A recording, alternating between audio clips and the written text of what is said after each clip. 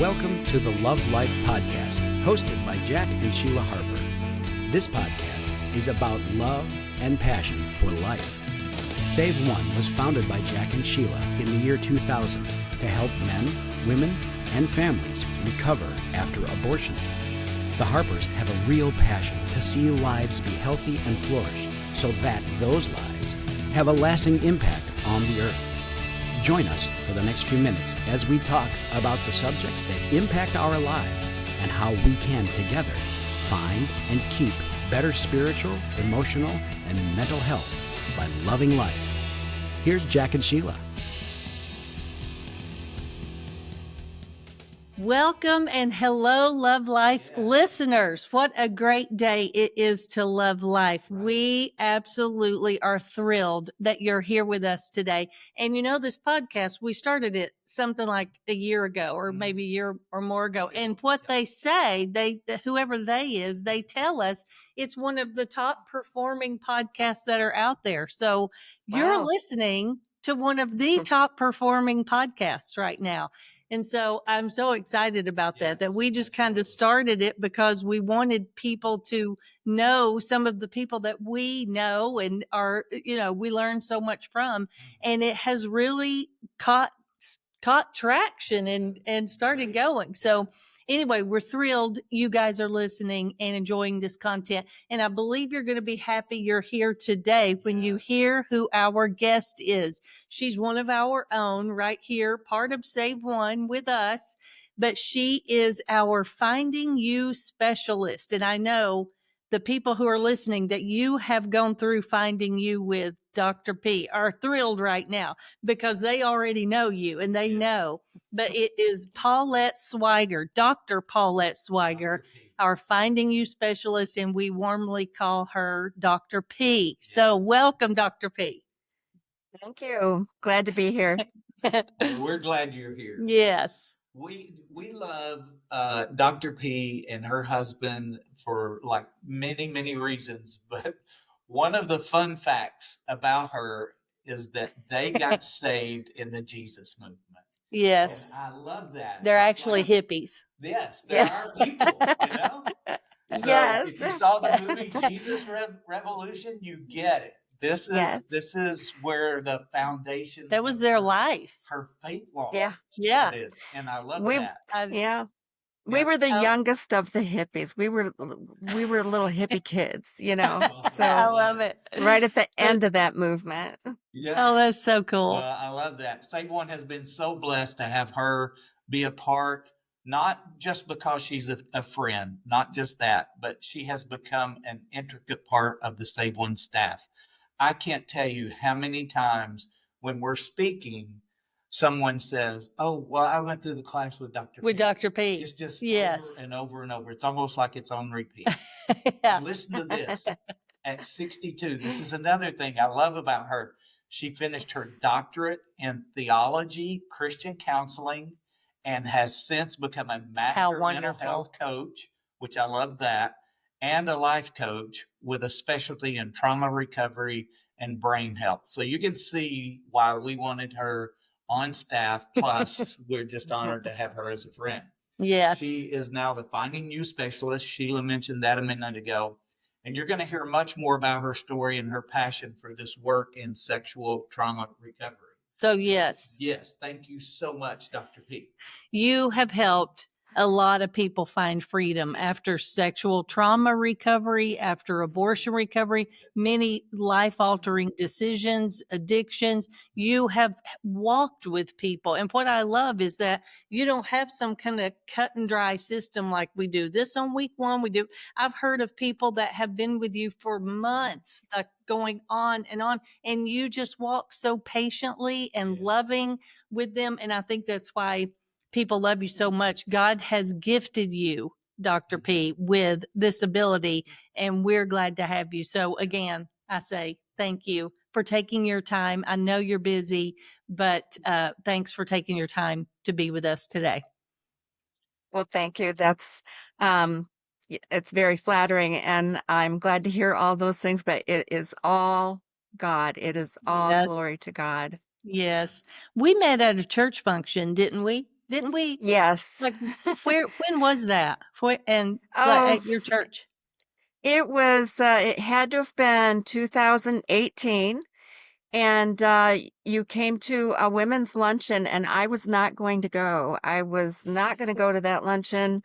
And the Lord had spoken to me and said, "No, you need to go." And so at the last minute, I got ready and I went. And What if you had not gone? Like what? Like we would have all missed out on so much. I I know. I know. I thought about that and I thought, I'm so glad that the Lord prompted me and he had set me up before. I had no idea that this was going to be it, but I had gone through a miraculous healing. Mm. And when I got there and the Lord had already told me, you need to continue your education because I had dropped out. I had quit just before I got my master's. All I had to do was write the thesis and I would have had my master's degree. Wow. But I was in such a life, um, I had gone through such a big disappointment and had gone through Yeah. stuff, that's another story, that I had dropped out. But the Lord, when he healed me, he said, "No, you're going to be used. I'm going to use you to heal the deepest soul wounds in people all over the world. And Mm. don't worry how it's going to happen. Don't worry how it's going to come about, but know this, that it's going to fall into your lap." That's what Oh, the Lord that's told me. And funny. I'm like, trying to figure out how is that going to happen? How's this We gonna try to fall into my figure lap? things out. Yeah. And so that same week, the Lord had told me to finish my education. So I'm thinking, well, I don't know. It's been a few years. Will they even care?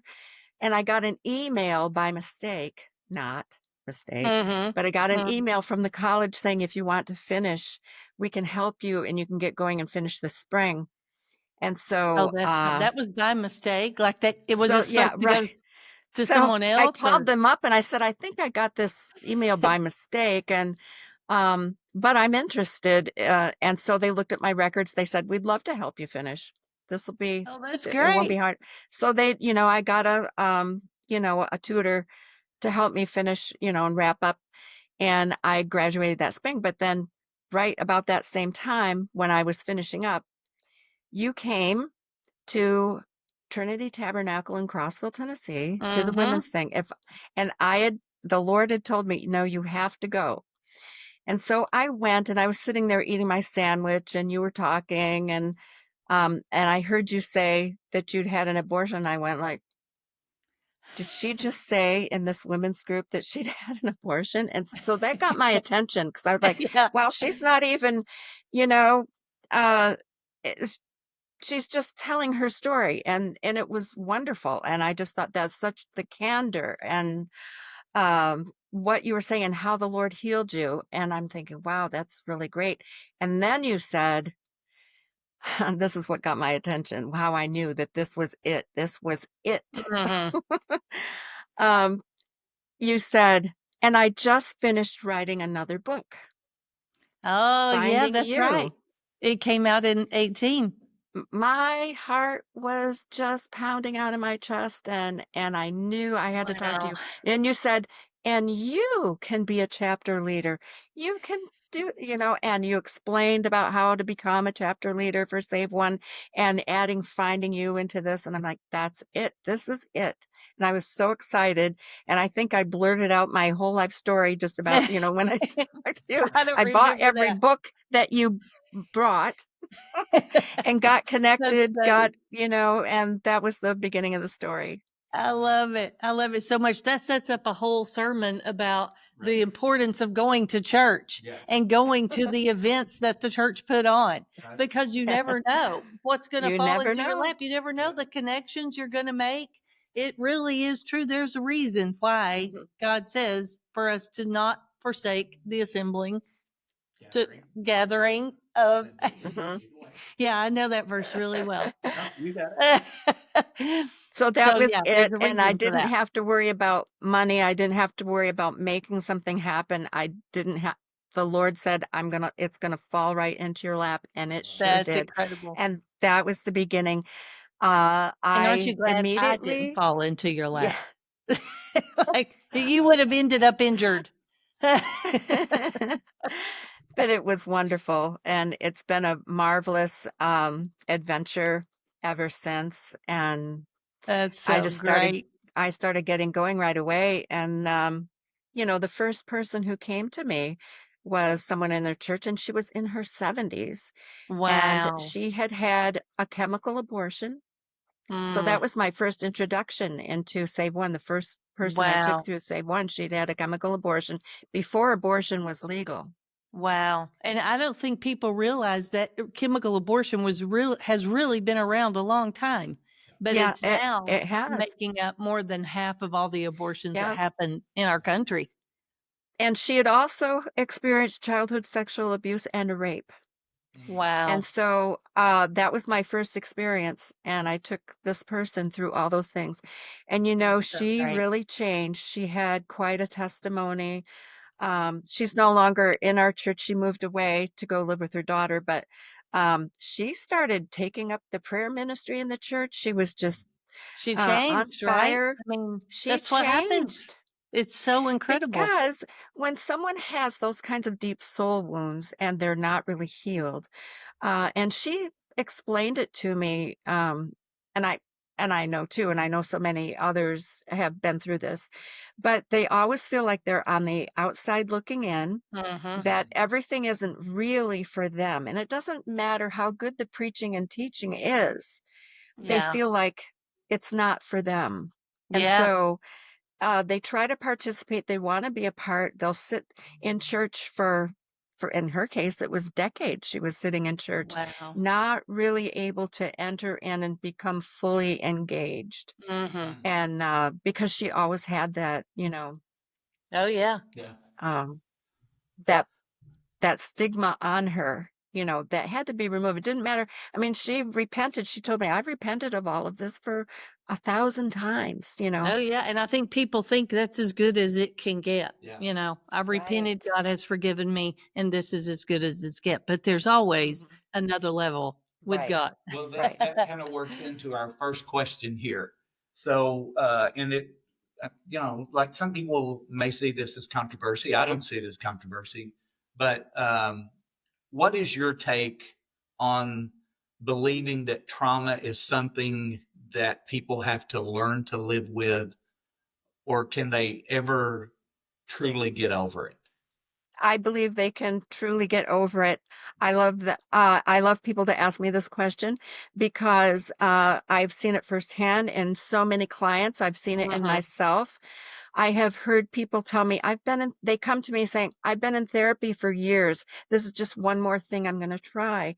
And the thing that I've heard so many people tell me that they have been told by other professionals is that you'll never get over what happened to you, but we can teach you how to cope. And Wow. what a sad thing that is, Oh, for but sure. it is. It's very sad. But we know that in the presence of the Lord, deep healing can happen. And Yes. that's what we are believing God for. And I get asked too, how can you sit through all of these sessions and listen to all this?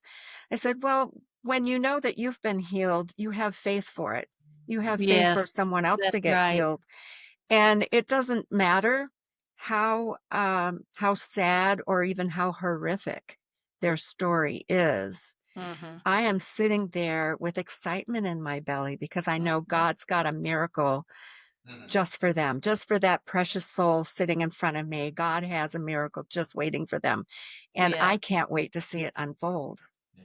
Mhm. I love that. What is, like, the number one question you get from abuse victims? Like, what do they come in questioning or asking you?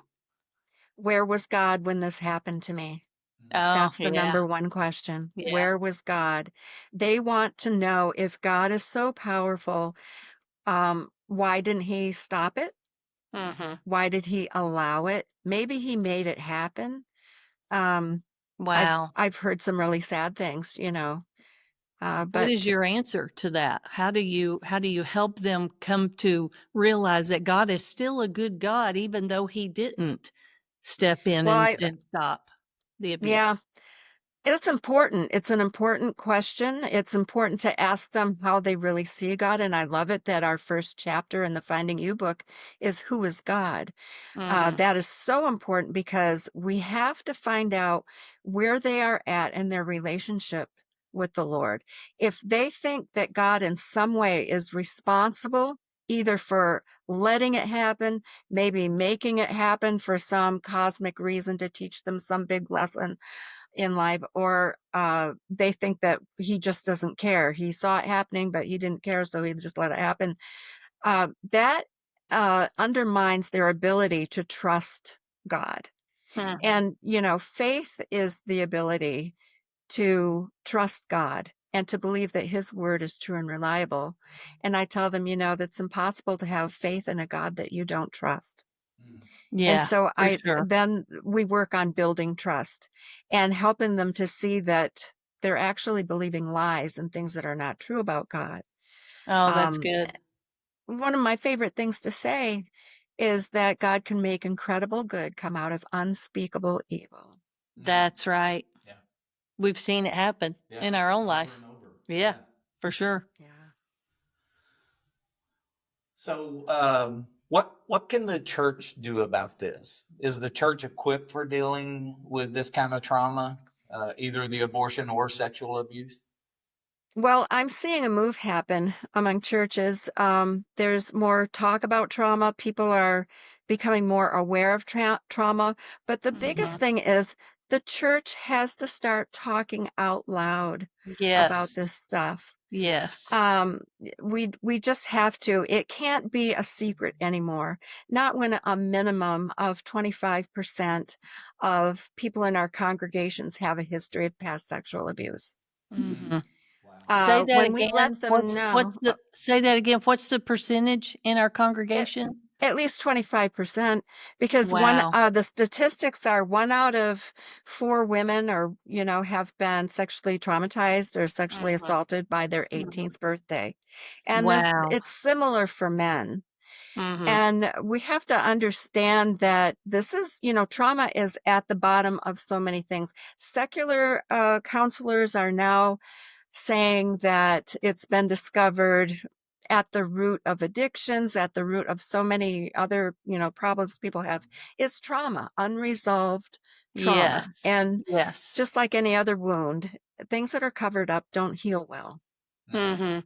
Well, I've said so many times, and I'm not saying like, I'm the expert, but I've said so many times like the church, and I'm not dissing the church at all, but we're good about getting someone into rehab if they present themselves with some type of addiction, or we're good about, helping someone stop looking at pornography, but we never actually, or I say never, I shouldn't paint with this huge broad brush, but we seldom get to the root of the problem. We seldom ask the questions, what made you start looking at pornography thinking you can objectify Right. women this way?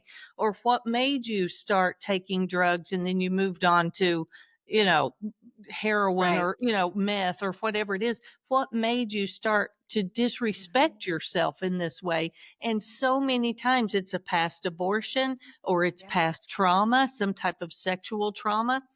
And so it's Hmm. an unbelievable amount of people who are sitting in our church that don't feel like it's a safe place to turn because we're not talking about it. But the pastors are thinking, well, if there was anybody in my church who was really bothered by this, surely they would come forward.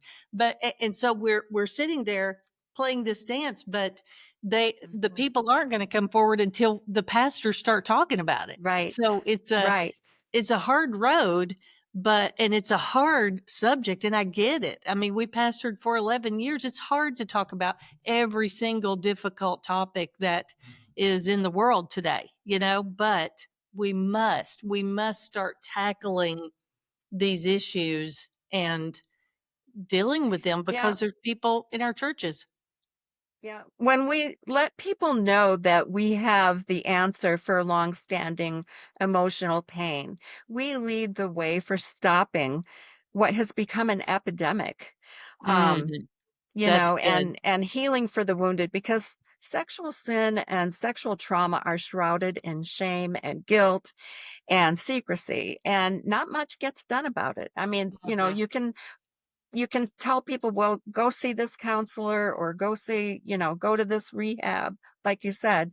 Uh, but people want to know that the church cares and that Yes. there really is a solution. And we just can't let go of this. It's a bedrock, a foundation of saying Jesus is the answer for the world today. Mhm. He That's is. He good. still Yes. is. Yeah. Yeah, that's good. So Well, can can I add? Well, oh, go ahead. go ahead. We're both wanting to jump in and ask more questions. One of the things that I have heard is that the church is not equipped to deal with these hard subjects. So they tend to refer outside the church to Right. professionals.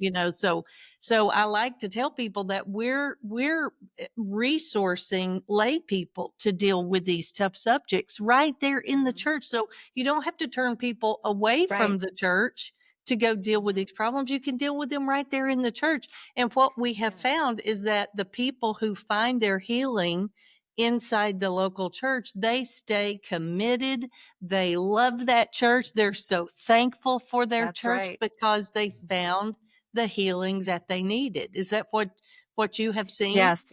Yeah, that's it exactly. And it's so needed, because when people know that they're not going to be shunned, that there's an answer for them in the church, they get Yes. excited. And then when they receive their healing, they can't wait to help other people.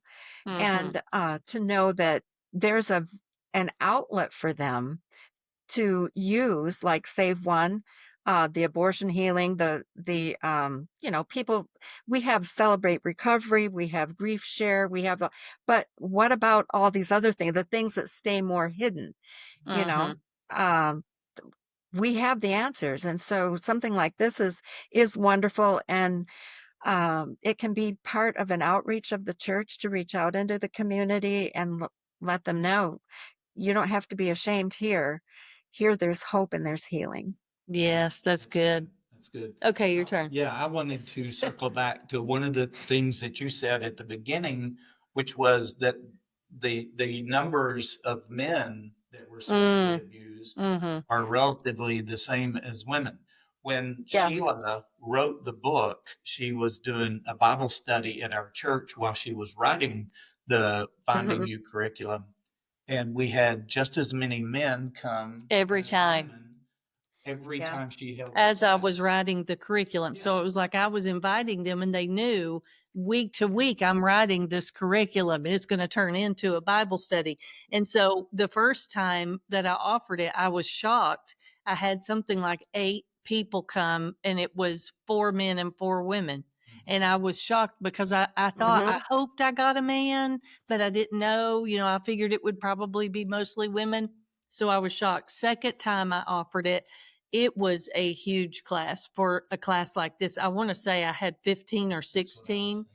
and it was half men again who had been Mhm. sexually abused as a child. Sure. And they've Yeah. written, I mean, a lot of them are the ones who wrote letters that are in the book, the Finding You letters. And they mean so much to me. It's so important. I've been a Christian now since 1974. Um, got saved the same year that I got married, and so it's been 51 years that I've been That's married. great. I love it. It'll be That's 51 awesome. years of being saved. July 14th, 1974, I got saved. So, That's awesome. going back to that hippie era, and if you saw the movie Jesus Revolution, there was a character called, or not a character, he was a real life person. I mean, this was history, Lonnie Frisbee. And Lonnie Oh, yeah. Frisbee, was a leader in getting started. He started a couple, through 2 or 3 different movements that were just phenomenal. And he was very gifted, but he had a fatal flaw. And the fatal flaw was that he had been terribly abused as a child, sexually abused, Wow. and I don't nobody think I listened knew to that. him. I got off his 3-volume autobiography because Oh, I wanted to know wow. more about him. And Okay. so it was really quite tragic. He ended up it his ministry was marred by his deep soul wounds. And if he had been healed, he wouldn't have, all that wouldn't have happened. It would have gone so far because Mm-hmm. we see this all the time. Hardly a week goes by. We're in like a season of fallen leaders, you know, Yeah. hardly a week goes by Yes. that we don't hear of another one. And Yes. at the bottom, when you look further, when you do a little digging, you find out, oh, they were sexually abused. Wow. Yeah. So if we start talking out loud about these things, we make sure that every church knows there's a way to heal people, to address these issues. Um, Pastors and leaders we can put an end to this epidemic. Mm-hmm. It doesn't have to Yes. keep going on. Like I said, Jesus is the answer. We have the healing. We just have to know how to apply the word of God to these specific wounds so Mm-hmm. that they can be healed. And, so there was him and, the pastor that I got saved under, a wonderful little Pentecostal church on the other side of the tracks, and they were having fantastic revival. We were invited there by a friend who said, "Hey, you got to come to this church because all the hippies are getting saved." And we're like, "Yeah, right, sure." So we went to check it out as a couple of hippie kids and got smacked by the presence of God. The power of Wow. God was there and it was wonderful. But you know what? A few years later, our pastor went to jail for Oh, abusing children. It was very sad. wow. In the middle of that revival that was going on, it's like, how could that be going on at the same time? Yeah. Um, but you know what? He had been abused as a child by his pastor. Mm-hmm. We can Wow. put an end. When people say, okay, this is Yes. important to address these things, not sweep it under the rug, we have to talk out loud about the Mm-hmm. damage that sexual abuse causes because it hits at the very core I of know. who we are, our identity. And that's Yes. why I love the book title, Finding You, Recovering Your Identity After Sexual Trauma. Mm-hmm. Um, when people understand that it's an important thing to address, even though they think, well, I got over that a long time ago, I'm okay. But how far are they able to go? This is what I find that, it's a wound that the enemy can embed in to prevent them from reaching their full potential and That's their true. own unique destiny in God. It thwarts their destiny. When the devil can get at you about your identity, he can thwart your destiny. Yeah, for sure. Yeah. I love that. Wow. And so many times the people who are doing the abusing have been abused. And what would have Yes, happened if they had been offered healing, then it's like exactly. you end that generational cycle. You end that Yes. that trauma response because Right, nobody dreams, nobody thinks like, oh, I'm going to grow up and abuse right, children. I mean, they don't plan on right. that. I mean, No, they do have a choice for sure, yeah, but if they had been offered healing, how many times would it have not perpetuated on and on and on right. for generations? And This is because so it's kept good. secret, it's because of the secrecy all around it that things stay Yes. hidden. And whatever stays hidden festers, and we have to Yes. get that out, And that's where the enemy, like he's got you when Yeah, you're shrouded in that secrecy. yeah. That's good. Yeah. This is good stuff. This is really good. I know. I Really love good. it. Dr. P, thank you. You guys know, our listeners, that every episode, at the end of the episode, we give a Love Life tip of the day. And this is Dr. P's tip of the day. Embrace all of your life on every level, no matter what. Just remember that God can make incredible good come out of unspeakable evil. That's who he He is. is. He I is. love I that. love that.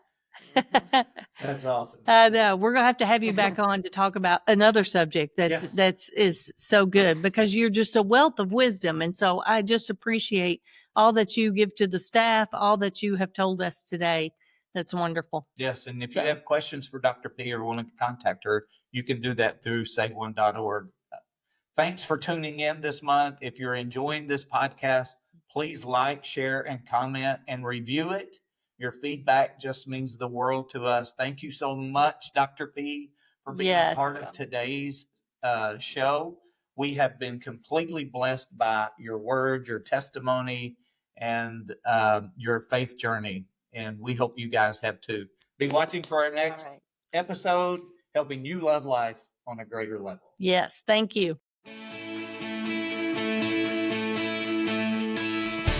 Thank you for being a part of our audience today on the Love Life podcast. Please share it with your friends and check back often for the next podcast, or subscribe so you don't miss a single episode.